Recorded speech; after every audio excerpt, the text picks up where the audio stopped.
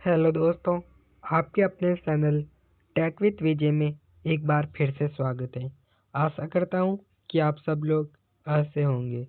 दोस्तों, पिछली क्लास में अपन ने डेटाबेस डिजाइन एंड नॉर्मलाइजेशन के बारे में बात की थी। इस क्लास में अपन एसक्यूएल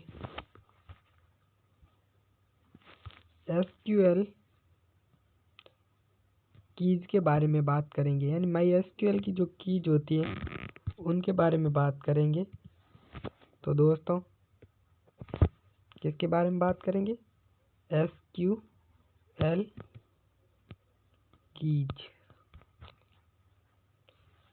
माई एसक्यूएल कीज के बारे में अपन बात करने वाले हैं। तो दोस्तों, क्लास को लाइक करना सबसे पहले, और फिर अपने दोस्तों के साथ शेयर कर दीजिएगा ताकि उन्हें भी इस क्लास का फ़ायदा मिल सके। और कमेंट में ज़रूर बताइएगा ये क्लास आपको कैसी लगी। दोस्तों, आप सबको विदित होगा कि हमारी क्लास का जो टाइमिंग है वो मॉर्निंग 8 बजे की बजाय इवनिंग 5 बजे कर दिया गया है ताकि आपको कोई परेशानी ना हो। और यदि आपको मॉर्निंग वाला टाइम ही रखना है तो हमें कमेंट में ज़रूर बताइएगा। मैंने पोल भी डाल रखा है, तो उस पोल को ज़रूर विजिट कीजिएगा। और दोस्तों, चैनल को सब्सक्राइब नहीं किया तो जल्दी से चैनल को सब्सक्राइब कर दीजिए ताकि ऐसी वीडियो सबसे पहले आपके पास पहुंचे। दोस्तों, आपको थोड़ा सा जूम करके बता देता हूँ कि माई एसक्यूएल की कीज होती है। सॉरी, पेन की साइज कम कर लेता हूँ। माई एसक्यूएल कीज क्या होती थी? एक प्रकार की डेटा की संरचना होती है। इसमें डेटा को रिकॉर्ड्स यानी रो को पहचानने में संबंध स्थापित करने में, अखंडता और सुनिश्चित करने के लिए, कीज डेटाबेस के लिए संबंधों को परिभाषित करने के लिए और डेटा को खोज को तेज करने में मदद करती है। माईएसक्यूएल विभिन्न प्रकार की कीज होती हैं जिनका उपयोग अलग अलग उद्देश्यों के लिए किया जाता है। यानी माईएसक्यूएल में एक कीज नहीं होती है, माईएसक्यूएल में अनेक प्रकार की कीज होती है जिसमें से 3 महत्वपूर्ण है: प्रारंभिक, फॉरगन की और यूनिक की। अब इसके बारे में अपन बात करते हैं। प्राथमिक कुंजी यानी प्राइमरी की क्या होती है? प्राइमरी की एक विशेष कॉलम या कॉलम का समूह है। इसमें तालिका यानी टेबल्स के प्रत्येक रो को अद्वितीय रूप से पहचानती है।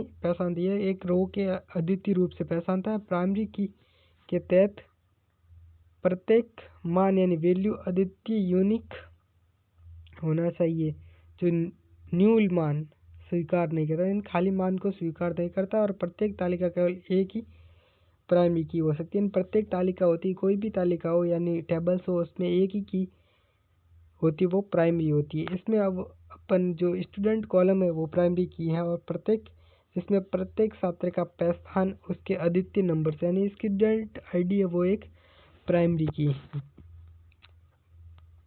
अब अपन फॉरगन की के बारे में जानकारी प्राप्त करते हैं।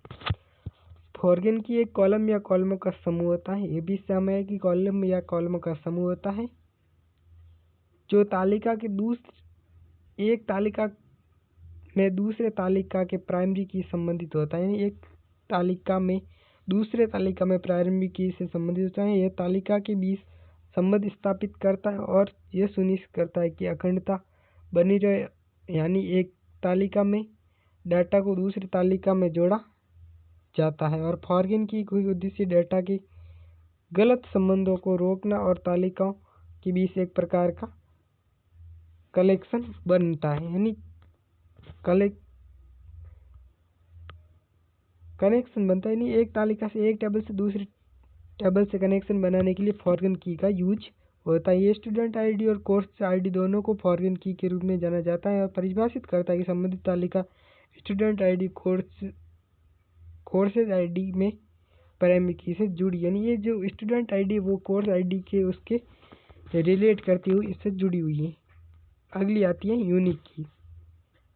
यूनिक की भी डेटा का अद्वितीय पहचान प्रदान करती है, लेकिन इसमें न्यूल मान की अनुमति यानी खाली मान की अनुमति है, जबकि प्राइमरी की में न्यूल मान की अनुमति नहीं होती। और यूनिक की का उपयोग यह सुनिश्चित करने के लिए किया जाता है कि कोई भी मान तालिका में पुनः न हो। हालांकि न्यूल अलग अलग पंक्तियों में हो सकता है, यानी जो बार बार रिपीटेड वर्क है वो हमारा यूनिक में नहीं हो, इसके लिए यूनिक की का यूज़ किया जाता है। ये ईमेल कॉलम ईमेल यूनिक की है। ईमेल का जो कॉलम बना है इसमें यूनिक की है, जिसका मतलब एक प्रत्येक कर्मचारी की ईमेल अद्वितीय होनी चाहिए, जो सेम नहीं होनी चाहिए कि एक ही ईमेल हो। अब नेक्स्ट किया जाती है इंडेक्स की।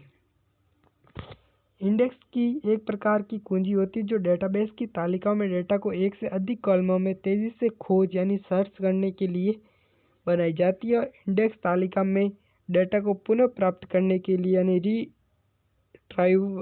रिट्राइव करने के लिए उपयोगी ये विशेष रूप से बड़ी तालिकाओं में होती हैं। यानी यहाँ इंडेक्स जो नेम है वो इंडेक्स में एक नेम कॉलम पर लागू किया जाता है, जिसमें इस कॉलम का खोज यानी सर्च करना तेज होगा।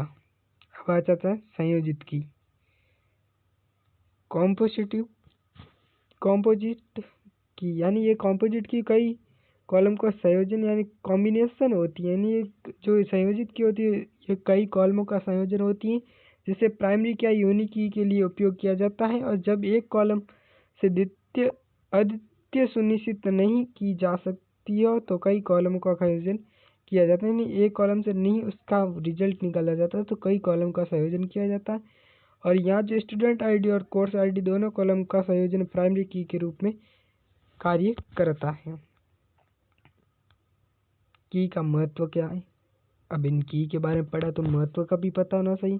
दोस्तों, मैं देख रहा हूँ आजकल ही आप क्लास को लाइक नहीं करते, जल्दी से इस क्लास को लाइक कर दीजिएगा ताकि मेरा मोटिवेशन बढ़ा रहे और मैं आपके लिए ऐसा ही कंटेंट लाता रहूँ और इससे बेहतर कंटेंट लाने की कोशिश करूँगा। क्योंकि दोस्तों एक लाइक से और एक कमेंट से मेरा मोटिवेशन बहुत बढ़ता है।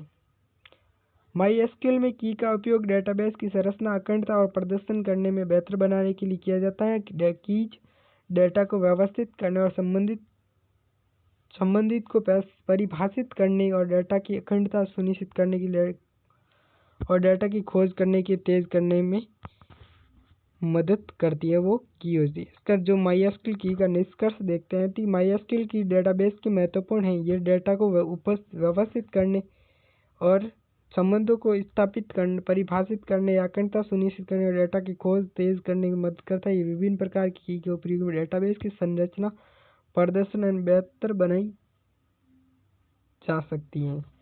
तो दोस्तों इस क्लास में अपन ने MySQL की यानी MySQL कीज के बारे में बात की। तो आशा करता हूँ कि ये क्लास आपको पसंद आई होगी। क्लास को लाइक करना, कमेंट करना और चैनल को सब्सक्राइब करके बेल आइकन को ज़रूर प्रेस कीजिएगा ताकि आने वाली वीडियो सबसे पहले आपके पास पहुँचे। तो मिलते हैं अगली क्लास में MySQL डेटा टाइप्स के बारे में। तो दोस्तों thank you so much guys, मिलते हैं अगली क्लास में।